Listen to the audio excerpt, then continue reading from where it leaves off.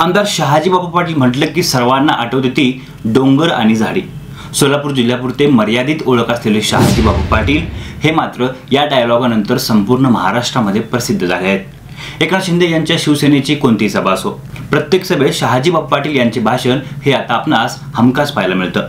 एकंदरीत सांगोला विधानसभा मतदारसंघाचे विद्यमान आमदार असलेले शहाजी बापू पाटील हे एका डायलॉगमुळे संपूर्ण राज्याला श्रुत झाले आहेत। परंतु त्यांचं हे फेम येणाऱ्या विधानसभा निवडणुकीत त्यांच्या कामी येईल असे वाटत नाहीये। खरं तर सांगोल्यातील बदललेली राजकीय समीकरणे, महायुती सरकारबद्दल असलेले नाराजीचं वातावरण आणि झालेल्या लोकसभा निवडणुकीचे एकूण एक कल पाहता येणाऱ्या विधानसभा निवडणुकीत शहाजी बापूंना आपला सांगोला मतदारसंघाचा गड पुन्हा एकदा राखणं कठीण जाणार आहे असं दिसून येत आहे। गत विधानसभा निवडणुकीत अतिशय अटीतटीच्या झालेल्या लढतीत अवघ्या 678 मतांनी निवडून आलेले शहाजी बापू पाटील यंदा पुन्हा एकदा सांगोल्याचं मैदान मारतील का, याबद्दल साशंकता व्यक्त केली जात आहे। गत निवडणुकीत शहाजी बापूंसोबत असलेले राष्ट्रवादी काँग्रेस पार्टीचे माजी आमदार दीपक आबा साळुंखे पाटील हे यंदाच्या विधानसभा निवडणुकीत नेमकी काय भूमिका घेणार यावर शहाजी बापूंच्या विजयाचं गणित अवलंबून असणार आहे। एकंदरीत सांगोला विधानसभा मतदारसंघाची सध्याची राजकीय गणिते काय आहेत हेच या निमित्ताने आपण जाणून घेण्याचा प्रयत्न करणार आहोत। नमस्कार, मी किरण आणि आपल्या सर्वांचं छापाकाटा या यूट्यूब चॅनलवरती हार्दिक स्वागत। खरं तर सांगोला म्हटलं की सर्वात पहिलं आठवणारं नाव ते म्हणजे गणपतराव देशमुख। जवळपास 55 वर्ष गणपतराव देशमुख हे सांगोला विधानसभा मतदारसंघाचे आमदार राहिले।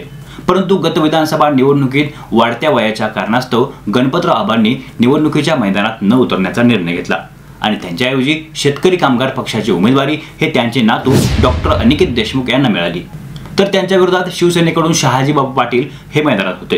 गणपतआबांची उमेदवारी नसल्याने सततचा 5वीला पुजलेला पराभव शहाजी बापूंना या निवडणुकीत पुसण्याची एक संधी मिळाली होती आणि त्या संधीचं सोनं करत शहाजी बापू पाटील यांनी अतिशय अटीतटीच्या झालेल्या लढतीत अवघ्या 670 मतांनी सांगोल्याचा गड जिंकला आणि अथक परिश्रमानंतर ते आमदार झाले। त्यानंतर पुलाखालून बरंच पाणी निघून गेलं। राज्याच्या राजकारणाबरोबरच सांगोल्याचे राजकारण देखील सध्या पूर्णतः पालटलेलं दिसून येत आहे। त्यामुळे एकंदरीत यंदाच्या विधानसभा निवडणुकीत बदललेली राजकीय गणिते ही शहाजी बापूंसाठी फायद्याची ठरणार की तोट्याची हे येणारा काळच ठरवेल। खरं तर गत विधानसभा निवडणुकीत शहाजी बापूंच्या खांद्याला खांदा लावून त्यांच्या पाठीशी खंबीरपणे उभे असलेले राष्ट्रवादी काँग्रेस पार्टीचे माजी आमदार दीपक आबा साळुंखे पाटील यांनी यंदा मात्र कोणत्याही परिस्थितीत आपण सांगोल्याच्या मैदानात असणार आहे हे जाहीर करून टाकलं आहे। अशातच दीपक आबांनी जर खरंच यंदाच्या विधानसभेची उमेदवारी केली तर मात्र शहाजी बापूंसाठी तो सर्वात मोठा धक्का असेल।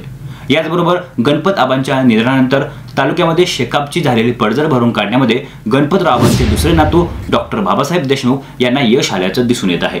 बाबासाहेब देशमुख हे सध्या ग्राउंड लेवलवरती प्रचंड ऍक्टिव्ह असल्याचं दिसून येतं। सोबतच शरद पवार यांची ताकद ही पूर्णतः त्यांच्या पाठीशी असल्याने सांगोल्यात शेकाप पुन्हा एकदा भक्कम झाल्याचं दिसून येत आहे। एकंदरीत याच कारणास्तव शहाजी बापूंसाठी यंदाची निवडणूक ही कठीण जाणार असल्याचं दिसून येत आहे।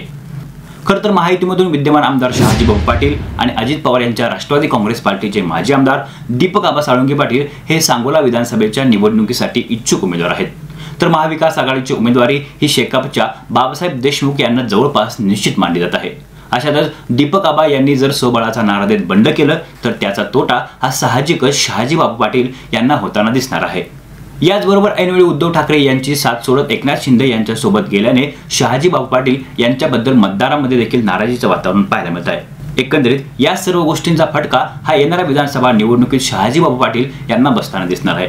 परंतु याउलट दुसरी बाजू पाहायला गेलं तर गणपतराव आबांचे नातू डॉक्टर अनिकेत देशमुख आणि बाबासाहेब देशमुख यांच्यात देखील काही अलबेल असल्याचं दिसून येत नाही। मधल्या काळात त्यांच्यामधील मतभेदांची दरी ही खूपच वाढलेली दिसत होती। खरं तर शेतकरी कामगार पक्षातून हे दोन्ही बंधू सांगोल्यातून शेकापच्या उमेदवारीसाठी इच्छुक आहेत। अशातच आपली उमेदवारी डावलल्यावरून अनिकेत देशमुख यांनी जर वेगळी वाट पकडली तर मात्र याचा फटका हा साहजिकच शेतकरी कामगार पक्षाला होताना दिसेल। एकंदरीत सध्याच्या घडीला सांगोला विधानसभा मतदारसंघाचे चित्र हे स्पष्ट दिसत नाहीये। परंतु येणाऱ्या काळात कोणाला पक्षीय उमेदवारी मिळणार आणि कोण बंड करणार यावर या मतदारसंघाचं गणित अवलंबून असणार आहे। एकूणच सध्याच्या घडीला सांगोल्यातून महाविकास आघाडी आणि महायुतीची समसमान अशी ताकद आपल्याला दिसून येत आहे। अशातच सर्वसामान्य सांगोलकर हे यंदाच्या निवडणुकीत आपली साथ कोणाला देणार हे पाहणं महत्त्वाचं राहील।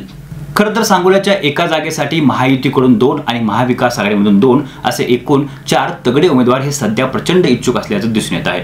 त्यामुळे या सर्व 4ही उमेदवारांची भूमिका काय असेल यावर सांगोल्याचा पुढचा आमदार ठरणार आहे। एकंदरीत येणाऱ्या विधानसभा निवडणुकीत सांगोला विधानसभा मतदारसंघाचा पुढचा आमदार कोण असेल असं आपल्याला वाटतं हे आपण आम्हाला नक्की कळवा। आणि हा संपूर्ण व्हिडिओ जर आपल्याला आवडला असेल तर या व्हिडिओला शेअर करायला आणि चॅनलला सबस्क्राइब करायला विसरू नका। तोपर्यंत धन्यवाद।